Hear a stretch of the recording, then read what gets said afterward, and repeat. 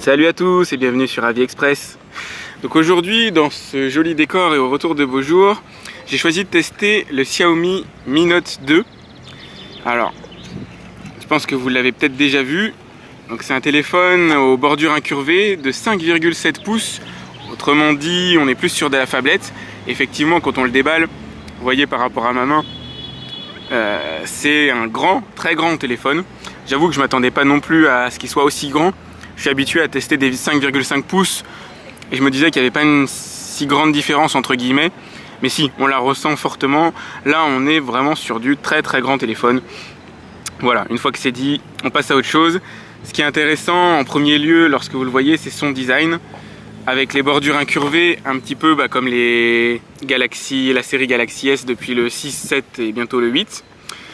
Donc ici, je vous ai mis en parallèle le S6. Alors j'ai pas de S7 sous la main malheureusement, mais ça permet de voir un petit peu l'inclinaison des bordures. Donc sur le S6, c'est un peu plus incliné que sur le Mi Note, mais ça reste tout à fait honorable.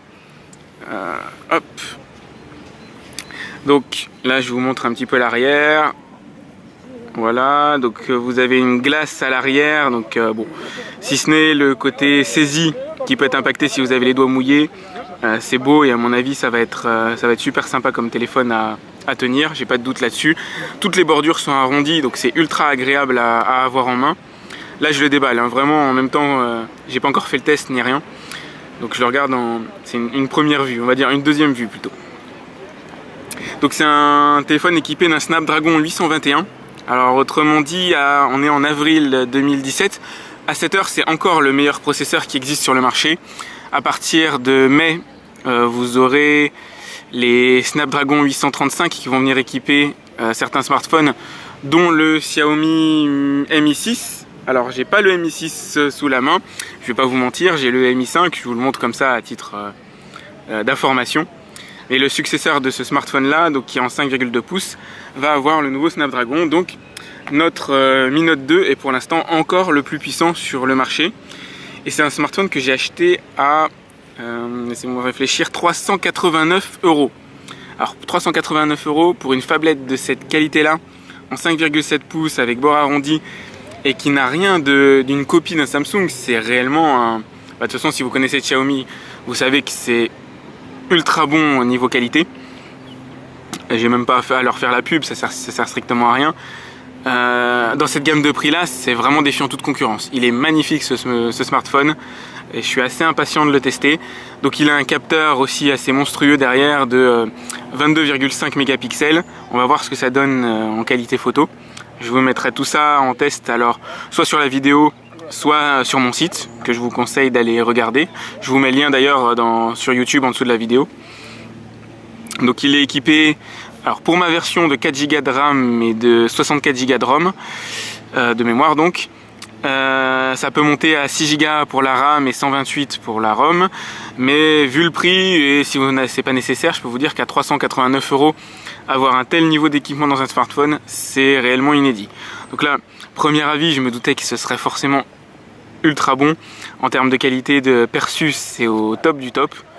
Il n'y a rien qui dépasse, les boutons sont bien calés ici, bien fixés, il n'y a pas de jeu du tout. Je suis vraiment impatient de le tester. Et vous allez voir le résultat du test tout de suite dans la vidéo. Mais moi je vais le faire, je vais prendre un peu de temps et je vais réaliser les tests chez moi. Alors je manque à mes devoirs, j'avais oublié de vous présenter le contenu de la boîte. Donc j'ai eu la bonne surprise de voir qu'il était livré avec une coque de protection pour l'arrière que vous avez là, elle-même protégée par un film plastique à enlever. Voilà, donc transparente, neutre, c'est parfait. Bon, malheureusement comme d'hab, une prise électrique asiatique, mais il y a un adaptateur qui est fourni. C'est la première fois avec un téléphone Xiaomi que j'ai un adaptateur fourni avec la prise électrique, donc je suis plutôt content. J'espère qu'il est normalement il est de bonne qualité. Et puis bien sûr un câble USB ici, voilà, assez classique par rapport à ce qui se fait actuellement. Bon, une petite notice aussi, j'en attends pas grand chose, de toute façon pour un téléphone de ce type là, une notice c'est inutile, normalement tout est censé être intuitif. J'en profite pour vous dire aussi que vous êtes actuellement sur MIUI 8, probablement 8.1, je ne l'ai pas allumé, en tout cas mes autres smartphones Xiaomi sont sur 8.1. Alors c'est ultra intuitif, c'est super bien traduit, aujourd'hui il n'y a quasiment plus de défauts dans cette interface là, en tout cas elle est très difficilement critiquable. Je vais vous dire ça au cours de mon test, mais franchement j'ai pas de doute. Voilà, vous avez la petite broche pour ouvrir la trappe à carte SIM. Hop, allez, je vais faire le test et je reviens vers vous. Allez, je vous montre une dernière chose. C'est mon petit privilège en tant que testeur. Hop, c'est d'enlever la pellicule de protection qu'il y a sur le smartphone. Je sais pas pour vous, mais moi j'adore faire ça. Ça me fait toujours plaisir d'être le premier à enlever la protection. Voilà, pas plus. Alors là, je vais essayer de vous présenter l'interface du Mi Note 2. Alors c'est pas facile parce que il faut avoir quand même de grandes mains pour utiliser ce smartphone d'une seule main. Donc là, je vous montre rapidement. Alors ce qui est intéressant, bon là bien sûr vous avez l'interface entre guillemets classique avec en haut les menus qui vous permettent d'accéder aux raccourcis comme à votre réseau Wi-Fi, comme la lampe torche, etc. Enfin bref, vous avez vraiment tous les basiques ici qui vous sont accessibles facilement. Là-dessus, MIUI fait exactement comme les autres et c'est tant mieux. Ça évite d'être déroutant. Ça, c'est grosso modo l'écran tel que vous l'aurez au moment où vous achetez le smartphone. Ça devrait donner ça. J'ai pas dû changer grand-chose. Donc, alors vous avez ici le choix entre différents thèmes. Hop, accepter. Le temps qu'il les précharge. Bon, bref, c'est mignon, c'est sympathique. C'est toujours ça de prix. Ici, donc vous avez les paramètres. Alors c'est ultra simple, hein. Il n'y a pas de tiroir bizarre, de recherche, etc. Enfin de recherche. Tout est accessible en général assez directement. Donc bon, vous retrouvez voilà Wi-Fi, Bluetooth, etc. L'affichage, donc vous allez pouvoir régler sur automatique le niveau de luminosité, couleur, contraste, vous avez des profils prédéfinis, le standard étant le mieux. Hop, je reviens. Voilà, donc les empreintes digitales, donc système de verrouillage, batterie, performance, hop, voilà, il n'y a pas grand chose à vous montrer, stockage, donc on est bien sur, voilà, 64 Go, donc en fait 57 Go réellement d'utilisables, et il y en a à peu près un peu plus de 2 qui sont utilisés par le système d'exploitation au début, donc il vous reste quand même 55 Go pour vous, c'est plutôt pas mal. Hop, bon, la possibilité de créer un compte Mi, etc. Pour nous, on va dire européens, c'est pas fondamental. Ça peut être utile pour le connecter avec certains appareils de Xiaomi, mais sinon, voilà, c'est pas essentiel pour vous. Et ici, vous retrouvez donc la version de MIUI, donc la 8.2. Alors là, c'est vraiment la plus à jour qui existe à l'heure actuelle, c'est-à-dire en avril 2017. Moi jusqu'ici j'étais habitué à la 8.1, bon il n'y a pas de gros changements non plus ici. Ça peut consommer peut-être un peu plus de RAM que d'habitude. Mais bon, là pour le coup on a 4 Go, c'est plus que largement suffisant pour tout faire tourner tranquillement. Donc on est sur du Android 6, hop, là c'est écrit là-haut, 6.0.1. Donc on pourrait être un peu plus à jour, mais enfin ça c'est pas trop grave non plus. Xiaomi c'est vraiment une marque qui met à jour ses smartphones. Alors il n'y a pas d'inquiétude à avoir là-dessus.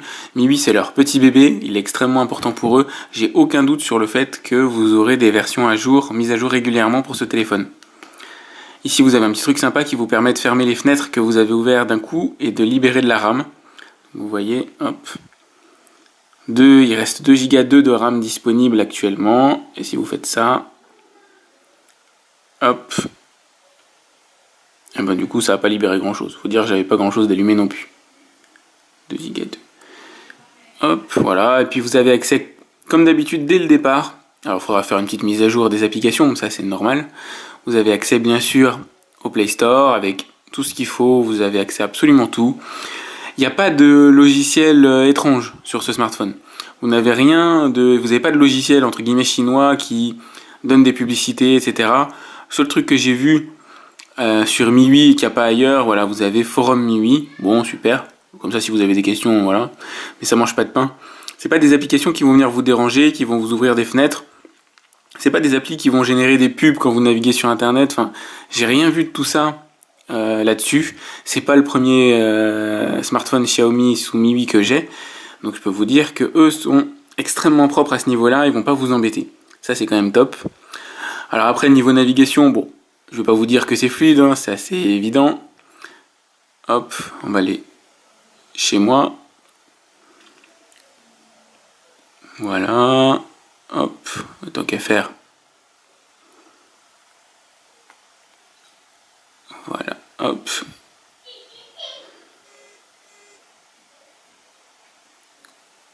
On peut difficilement faire plus fluide.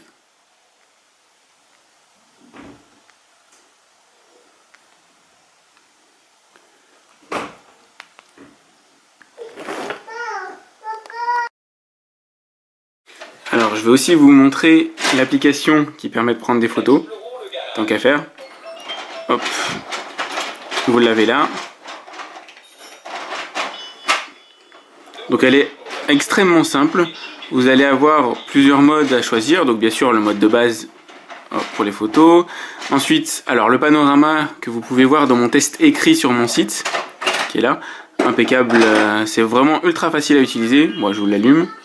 Et vous n'avez qu'à finalement, hop, déplacer votre smartphone comme ça en angle sur 180 degrés. Et vous aurez un joli panorama qui se fait, voilà. Vous pouvez désactiver ici un petit bouton. Je vous remontre les modes comme ça par curiosité, le minuteur, etc. Activer ou désactiver l'audio. Puisque j'ai vu l'embellissement assez classique, ça marche plutôt bien. On va faire des photos carrées, groupe de selfies, on s'en moque. C'est à vous de voir. Hein. Hop. Il y a une deuxième page, le tilt shift. Alors là, je m'attendais à ce que ce soit le vrai tilt shift, c'est-à-dire avoir l'impression quand on filme d'avoir des petits personnages de dessins animés comme des Lego, comme une ville animée, mais c'est pas du tout ça. En fait, ça fait un effet de flou sur les bords autour de la photo. Je sais pas si vous voyez bien. Qu'on voit le parapluie de la princesse là qui est en flouté. Bon, ça sert absolument à rien pour le coup. Donc ça, on s'en moque. Ici, vous avez la possibilité de coloriser ou pas les photos. Activer ou désactiver la HDR. Hop, voilà. Le flash. Etc. Donc c'est assez classique.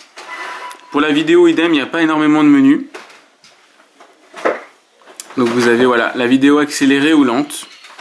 Vous pouvez choisir de filmer ou pas en 4K. Alors je vous montre comment... Hop. Vous avez ici un petit menu de paramétrage qui va vous permettre de définir la qualité de la vidéo, la qualité, enfin voilà, de plein de choses. Donc vous avez le Full HD, l'Ultra HD, la HD standard, etc. Bon, le bruit derrière, c'était mon fils qui joue. Hop, voilà. Donc l'appareil photo, lui, est vraiment plutôt sympa. Quand vous êtes en zone lumineuse, alors là, ce sera absolument impeccable, avec un capteur de 22,5 mégapixels de toute façon, c'était forcément impeccable. Ça fait par contre des photos assez lourdes si elles sont complexes, genre si vous prenez un paysage, un arbre, comme sur mon site, vous avez des photos de 17 mégas quand même. Pour une photo là, comme la princesse, à mon avis, ça prendra déjà nettement moins en place. La vidéo, évidemment, ça prend aussi beaucoup de place, surtout si vous filmez en 4K. C'est impeccable aussi. En zone de basse lumière, ça fonctionne correctement. Vous allez voir sur mon site, donc j'ai pris une photo de ma rue en face, très peu éclairée, ça roule. Si vraiment vous êtes dans le noir, entre guillemets, là, laissez tomber. Enfin, on n'est pas à la hauteur des ténors du marché, on n'est pas du tout au top. Ça reste un très très bon appareil photo, je trouve. En tout cas, il est à la hauteur du prix que vous allez payer. Mais on n'est pas non plus concurrent encore des Galaxy S7 et S8 à venir.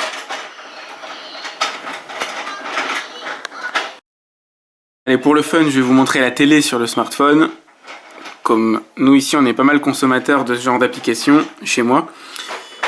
Notamment pour la relier à un projecteur, pour la relier à une Chromecast, etc. On aime bien ce genre de choses, pour la relier aussi à la Xiaomi Mi Box TV, enfin bref, c'est plutôt sympa. Hop, ça nous permet de le projeter par exemple avec notre projo sur le mur, l'écran du smartphone directement, donc c'est plutôt cool. Quand il y en a un qui veut regarder un programme différent à la maison, ça se passe comme ça. Donc bien sûr c'est impeccable, là je suis relié en Wi-Fi 5 GHz. Donc bien sûr le smartphone le gère. De toute façon il dispose de toutes les technologies les plus récentes à l'intérieur, il n'y a aucun souci là-dessus. Donc là l'image apparaît peut-être légèrement bleutée chez vous. Je vous rassure, sur le smartphone la couleur est absolument impeccable. C'est un très bel écran. Faut le voir en fait. J'aimerais bien que vous l'ayez en main entre guillemets pour le voir. Malheureusement, si vous arrivez sur mon site, c'est parce que c'est difficile. Xiaomi fait pas ce genre de choses. Il n'est pas distribué aujourd'hui en France. Donc j'essaie de vous le restituer le plus fidèlement possible. Mais il est super beau, super agréable à tenir. Il est un peu glissant malheureusement. Tout est vitré en verre, etc. Forcément, ça fait des marques aussi de doigts. Bon, ça c'est pour les côtés pas terribles. Mais il est léger. Il est arrondi de partout. Mais il est vraiment top en fait, c'est vraiment le smartphone que vous avez envie de garder. À ceci près qu'il est en 5,7 pouces. Et si vous êtes là, c'est peut-être pas un hasard, c'est une dimension qu'il faut assumer dans la poche, etc. C'est pas toujours idéal. Par contre, c'est clair qu'à l'utilisation, c'est vraiment génial. En tout cas, vraiment, moi je vous le conseille. Si jamais vous devez faire le choix d'un smartphone à grand écran, pour moi, pour l'instant, c'est celui-là qui s'impose. Il n'y a pas de Samsung encore à la hauteur. Ils ont eu suffisamment de déboires pour qu'on s'intéresse à d'autres marques finalement, et c'est tant mieux. Donc celle-là en est une.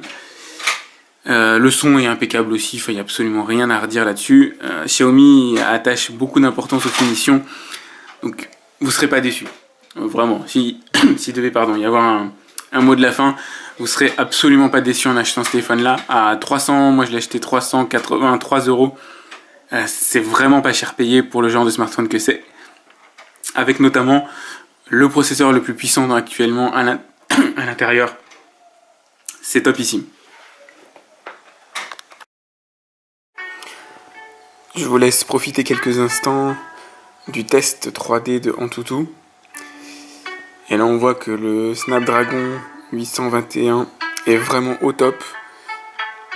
Alors ça rame absolument pas, vous voyez, on ne peut pas faire plus fluide. Bon, maintenant le Snapdragon 820 était lui-même extrêmement fluide aussi.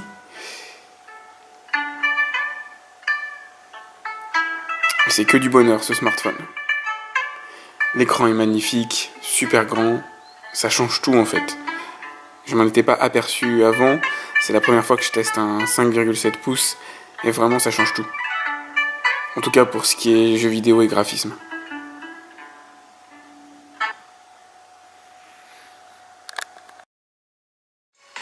Alors toujours avec le Xiaomi Mi Note 2, là je vais vous montrer CSR2.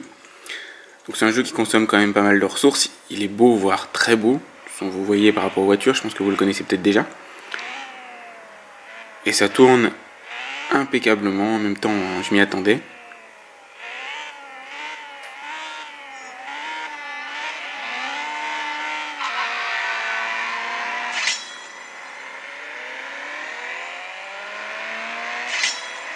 Bon alors c'est un peu simpliste comme jeu, hein. C'est uniquement pour vous montrer comment ça fonctionne. Voilà. Hop, je vais changer, je vais revenir à l'écran d'accueil. Je vais vider la RAM. Donc j'appuie sur le petit X qui est là. Voilà. Et puis je vais lancer Asphalt Extreme. Alors lui je l'adore. À mon avis je suis pas le seul. Donc Asphalt Extreme tournait déjà extrêmement bien avec le Snapdragon 820. Alors vous imaginez, avec un 821, pas de problème. C'est topissime. Allez, hop.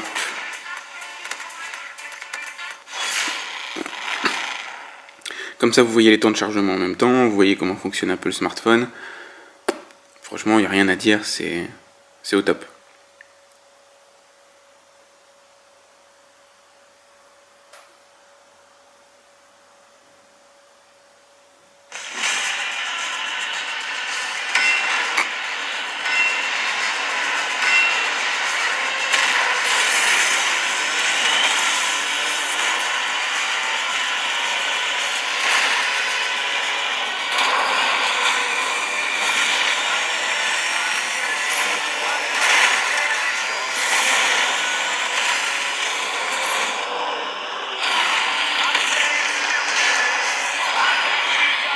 Moi j'aurais peut-être dû brancher la Xiaomi Gamepad pour jouer. Parce que là du coup je suis obligé d'incliner mon écran dans tous les sens. À mon avis c'est pas agréable pour vous à regarder. Mais bon, vous voyez au moins c'est fluide, c'est ultra fluide. Peu importe le nombre de voitures présentes sur l'écran, il n'y a aucun problème là-dessus. C'était juste pour vous montrer ce que ça allait donner. Hop.